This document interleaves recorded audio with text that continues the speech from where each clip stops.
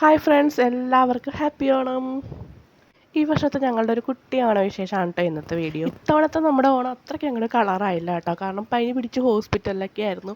ഉത്രാടത്തിൻ്റെ അന്നാണ് വീട്ടിൽ വരണത്.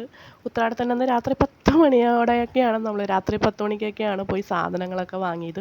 പിന്നെ അത് രാവിലെ എഴുന്നേറ്റ് അമ്പലത്തിലൊക്കെ പോയി ഒരു പൂക്കളമൊക്കെ തട്ടിക്കൂട്ടി കേട്ടോ. എല്ലാ വർഷത്തെയും പോലെ പൂക്കളം ഭംഗിയായില്ല, ആകെ കുളമായി. പിന്നെ പൂക്കളം ഇട്ടതിൻ്റെ ഉദ്ദേശം എന്ന് പറഞ്ഞാൽ കാശിക്കുട്ടൻ്റെ കുറച്ച് ഫോട്ടോസൊക്കെ എടുക്കുക എന്നുള്ളതാണ്. പിന്നെ ഒരു വിധത്തിൽ പൂക്കളമൊക്കെ ഒപ്പിച്ചു. പിന്നെ കാശിക്കുട്ടൻ്റെ കുറച്ച് ഫോട്ടോസും വീഡിയോസൊക്കെ എടുത്തു. അതിനുശേഷം ഒരു സദ്യ, ചെറിയ രീതിയിലൊരു സദ്യ ഉണ്ടാക്കി. നമ്മളെല്ലാവരും കൂടെ സദ്യയൊക്കെ കഴിച്ചു.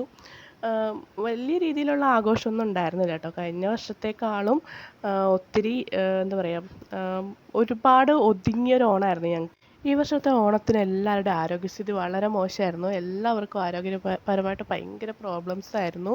എനിക്കാണേലും ചേട്ടനാണേലും അമ്മയ്ക്കാണേലും കാശിക്കുട്ടനാണേലും ഒക്കെ ഭയങ്കര വയ്യായ്കയായിരുന്നു.